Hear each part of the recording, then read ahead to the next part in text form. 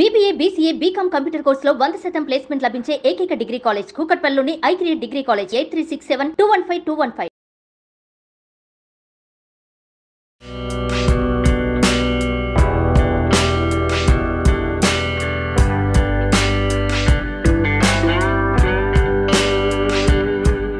నమస్కారం. రకరకాల రోటి పచ్చళ్ళు చేసుకుంటున్నాం. ప్రస్తుతం మనం ఆకుకూరల సిరీస్లో ఉన్నాం. మెంతి కూర పచ్చడి చేసుకోవచ్చు, బచ్చల కూర పచ్చడి చేసుకోవచ్చు, చుక్క కూర పచ్చడి ఆల్రెడీ చేసాము. అయితే ఇదిగోండి, ఇవాళ బచ్చల కూర బాగా వెరీ రిచ్ ఇన్ ఐరన్ అట. ఐరన్ ఎక్కువగా ఉంటుంది బచ్చల కూర. అయితే దీన్ని చాలా ఎక్కువగా రోజువారీ తినకూడదని అంటూ ఉంటారు కొంతమంది పెద్దవాళ్ళు చెప్తారు. వారానికి ఒకసారి బచ్చల కూర తినచ్చు. కందా బచ్చల కూర చేసుకోవచ్చు, బచ్చల కూర పప్పులో వేసుకోవచ్చు, మజ్జిగ పులుసులో బచ్చల కూర వేసుకోవచ్చు. ఇందులో మనకి తీగ బచ్చలి, మట్టు బచ్చలి అని రెండు రకాలు కనపడతాయి. ఇది తెల్లగా ఉంది, ఎర్రగా ఉన్న వెనకాల భాగం ఎర్రగా ఉండేది కనపడుతుంది కదా, పుల్ల బచ్చలు అంటారు. దాంతో కూడా చేసుకోవచ్చు అండి. ఒక గుప్పెడు బచ్చలాకుంటే చక్కగా సింపుల్ తిరగమాతతోటి ఎక్సలెంట్గా ఉండే పచ్చడి చేసుకోవచ్చు. 5-10 నిమిషాల్లో అయిపోతుంది. అప్పటికప్పుడు మనం వంటంతా అయిపోయాక లాస్ట్ మినిట్లో ఒక రోటి పచ్చడి కావాలంటే 5-10 నిమిషాల్లో ఈజీగా సింపుల్గా చేసుకోవచ్చు. చూద్దాం. మీరు బచ్చల కూర కనుక తెస్తే మరీ పెద్ద పెద్ద కాడలు ఉన్నవి తీయకుండా సుమారుగా ఆకుల వరకు తీసుకోండి. మన పెరట్లో బచ్చల కూర కనుక అయితే ఇంకా 2 నిమిషాల్లోనే అయిపోతుందండి. నేను నిన్నగాక మొన్న మా బాల్కనీలో ఉన్న దాంతో చేశాను, ఎంత బాగా వచ్చిందో. కానీ ఇది కాకుండా సిలోన్ బచ్చలని ఇంకొక వెరైటీ వస్తుంది, చెట్టులాగా ఉంటుంది, ఆకులు ఫుల్గా ఉంటాయి. దాంతో పచ్చడి బాగుండదు, దాన్ని పులుసులో వేసుకుంటే బాగుంటుంది. ఇలాంటి బచ్చలికి మాత్రమే, తీగ బచ్చలి, మట్టు బచ్చలి, వాటితో మాత్రమే పచ్చడి బాగుంటుంది. ట్రై చేసి చూద్దాం. చూడండి, స్టవ్ ఆన్ చేసుకుందాము. మొదట ఈ బచ్చల కూరని శుభ్రంగా నీటిలో జాడిచ్చి ఏమి వేరే గడ్డి గాదం లేకుండా చేసి శుభ్రంగా మంచిగా చుక్కలున్న ఆకులు అవి తీసేయండి. హోల్స్ పడితే ఆకుల్లో పురుగు ఉంటుంది, అవి బయట పారేసి మిగిలినవి శుభ్రంగా కడిగేసి పక్కన పెట్టుకోండి. కొంచెం తడున్నా ఏం పర్వాలా, అంత ఇబ్బంది లేదు. ఇది ఇప్పుడు ఎండాకాలం కదా, మామూలుగా పచ్చళ్ళల్లో కొంచెం చింతపండు పెట్టుకుంటాం పులుపు కావటం కోసం. అందుకని ఈసారి ఏం చేసామంటే మనం మామిడికాయ తోటి చేసుకుందాం. ఫ్రెష్ మామిడికాయ ముక్కలైనా పర్వాలేదు కొన్ని, లేదా మాగాయ ముక్కలు ఎండబెట్టి ఉంచుకుంటామా అవి వేసుకోవచ్చు. మామిడికాయ గుజ్జు ఫ్రిడ్జ్లో దాచిపెట్టుకుంటాం ఇవాళ రేపు, అదైనా వేసుకోవచ్చు. మూకుడులో పడాలి. ఇది కూడా కాసినన్ని ఫ్రెష్ మామిడికాయ ముక్కల్ని కోసి పక్కన పెట్టుకోండి. తర్వాత ఇగో ఇంత మాత్రం కూర చూడండి, మీకు కనపడుతుంది కదా. ఒక 2 కట్టల బచ్చల కూర అనుకుందాము. ఒక 1/2 డజన్ పచ్చిమిర్చి, ఒక 1/2 డజన్ ఎండుమిర్చి వేసుకోవచ్చు. ఏదో ఒకటి కూడా వేసుకుని చేసుకోవచ్చు అండి. 2 వేస్తే కొంచెం డిఫరెంట్గా బాగుంటుంది, పచ్చడి కొంచెం బాగా వస్తుందన్నమాట. మామిడికాయ పులుపుని బట్టి ఈ మిరపకాయల ఆలోచన చేయాలి మనం. అంత పుల్లగా లేదు మామిడికాయ, పచ్చడి కూడా కొంచెం ఏంటంటే ఇవి తగ్గించేసుకోవాలి. కొంచెం సరిపడా కావాలి, కాస్త కారంగా వర్రగా తింటామంటే ఇలా వేసుకోవచ్చు అన్నమాట. కొంచెం పచ్చిమిర్చికి చిన్న స్లిట్ చేసి పక్కన పెట్టుకోండి.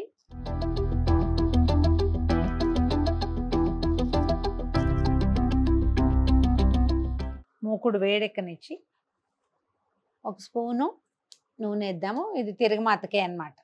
నూనె కాగాక ఒక చిన్న స్పూను కొంచెం అన్ని మెంతులు, ఉరికే పచ్చళ్ళల్లో బాగుంటాయండి. మెంతులు వేగాక 1 స్పూను ఆవాలు, తర్వాత ఒక చిన్న స్పూను ధనియాలు, అవి 2 చిటపట్లాడాక 1 స్పూను మినపప్పు,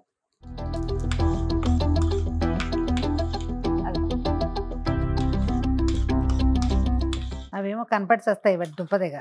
ఒక చిటికెడు ఇంగు వేద్దాము. తర్వాత ఒక 5-6 ఎండుమిర్చి,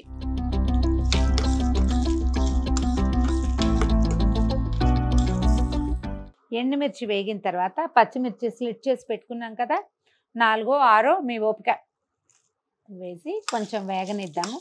పచ్చిమిర్చి వేగిపోయాక తీసేసుకోవాలి ఈ పోపుని పక్కకి. ఈ పోపు తీసి పక్కన పెట్టేసుకుందాము. ఒక చిన్న బౌల్లోకి తీస్తున్నాను.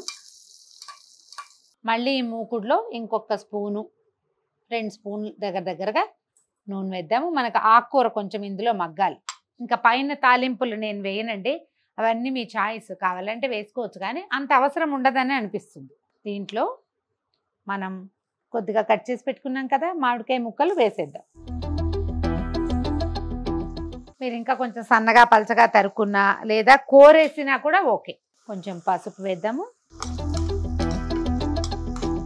ఈ మామిడికాయ ముక్కలతో పాటు ఈ బచ్చల కూరని కూడా దీంట్లో పెట్టేద్దాం. బచ్చల కూరని మరి ఆకులు పెద్ద పెద్దవిగా ఉన్నాయనుకోండి, కట్ చేసేయండి. కొంచెం ఇట్లా మనం ఆకుకూర పప్పులోకి ఎలా తరుగుతామో అట్లా ఇలాగా నలిపేస్తే తొందరగా మగ్గిపోతుంది. పెద్ద పెద్దవి వేసామనుకోండి కొంచెం తాళ్ళుగా ఉండి సతాయిస్తుంది అనమాట. మామిడికాయ ముక్కలు కొంచెం మగ్గినట్టు కనపడుతున్నాయి చూడండి. మగ్గాక ఈ ఆకుకూరని ఇందులో పెట్టేయండి. స్టవ్ కొంచెం సిమ్లో పెట్టుకుని కొంచెం ఆకుకూర మగ్గనిస్తే సరిపోతుంది.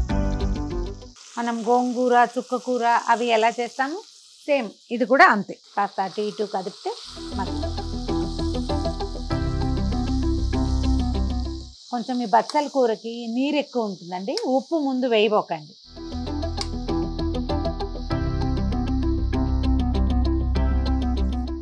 కొద్దిగా ఫ్లేమ్ పెంచితే సరిపోతుంది, చెక్క మగ్గిపోతుంది.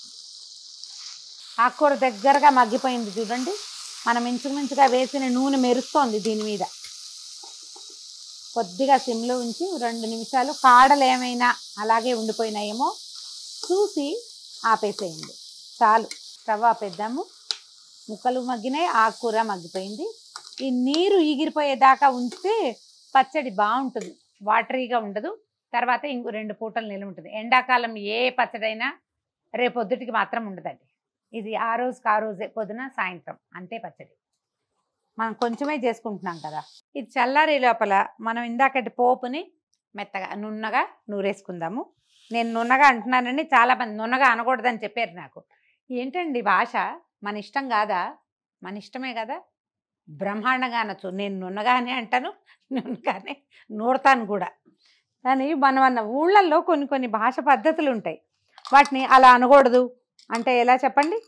ఇక్కడ హైదరాబాద్లో బిడ్డ అంటే బిడ్డ కూతురు, అన్నిటికీ నా బిడ్డ మా బిడ్డ అలాగే చెప్తారు. ఈ మనం ఆంధ్ర వైపు ఈ బందర్లోనూ అక్కడను ఏరా బిడ్డ అలాంటివి ఏమైనా అంటే అదేదో చాలా తప్పుడు మాట అయినట్టుగా వినపడుతుంది. ఆ ప్రాంతం వాళ్ళు అలాంటి పదాలు వాడుకోరు కాబట్టి. ఇక్కడ మరి మంచి పదం కదా, బాగున్నావు బిడ్డ అని ఎంత ప్రేమగా అడుగుతారో ఇక్కడ. మరి మీరు మా మాటల్ని కాదంటే ఎలా చెప్పండి? ఇప్పుడు దీన్ని నున్నగా నూరేసుకుందాం మనం.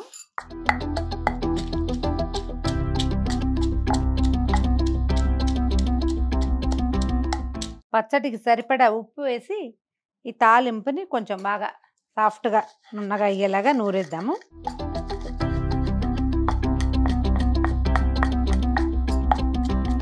ఈ పచ్చళ్ళలో నుండి ఒకటి చెప్పాలనుకుంటా ఇప్పుడు నేను. ఒక చిన్న బెల్లం ముక్క వేసుకోవాలి, చాలా చిన్నది. ఇప్పుడు మనం మామిడికాయ వేసాం కాబట్టి పెద్దగా బెల్లం అక్కర్లా. కానీ మనం చింతపండు కానీ చింతకాయ తొక్కు, చింతకాయ పచ్చడి, పాత చింతకాయ ఉంటుంది, అది కూడా పెట్టుకోవచ్చు పచ్చళ్ళల్లో.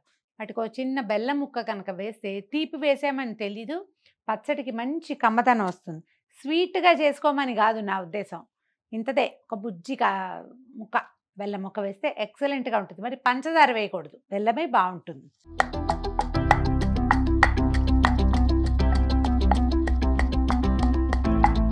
దాదాపుగా నలిగిపోయింది. ఇప్పుడు ఏం చేద్దాం అంటే మనం ఈ కూరని బౌల్లోకి తీసేసుకుని కొద్దిగా వేసి నూరేద్దాము.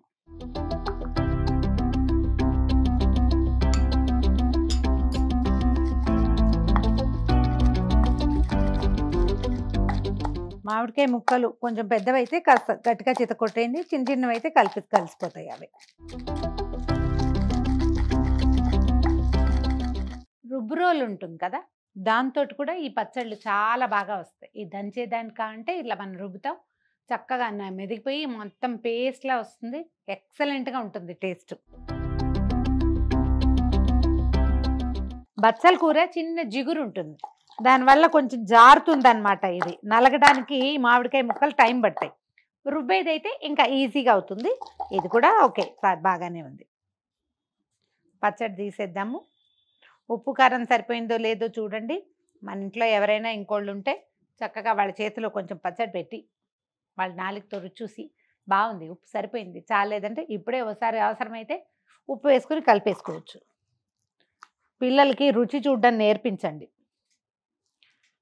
టేస్ట్ బడ్స్ ఇంప్రూవ్ అవుతాయి, మంచి రుచి తెలుసుకునే పద్ధతి వస్తుంది, ఆరోగ్యాలు కూడా బాగుంటాయి అట్లా చేస్తే. ఫ్రెష్ బచ్చల కూరతోటి పచ్చడి ఎక్సలెంట్గా ఉంటుందండి. ఇప్పుడు మనం మామిడికాయ చెప్పుచ్చాం కదా, ఒకవేళ మామిడికాయ లేదు అంటే మీరు కొంచెం చింతపండును ఒకసారి శుభ్రంగా కడిగేసి, ఇప్పుడు ఇంత కూర చేసాం కదా మనం బచ్చల కూర, ఇంత సరిపోతుంది చింతపండు కడిగేసి గింజలు పీచులు లేకుండా తీసి బచ్చల కూర మీద పెట్టేసేయండి మూకుడులోనే. ఒక 5 నిమిషాలు కూర మగ్గేసరికి అది కూడా మగ్గిపోతుంది. ఏకంగా తాలింపుతో కలిపి రుబ్బేసుకుంటే పచ్చడి బ్రహ్మాండంగా సిద్ధమవుతుంది. ఈజీగా, సింపుల్గా, పరమ రుచికరంగా, చాలా ఆరోగ్యకరంగా కూడా, అంటే ఐరన్ రిచ్ అయిన బచ్చల కూరని ఎలా పచ్చడి చేసుకోవాలో చూసాం కదా. ట్రై చేయండి, కామెంట్ చేయండి.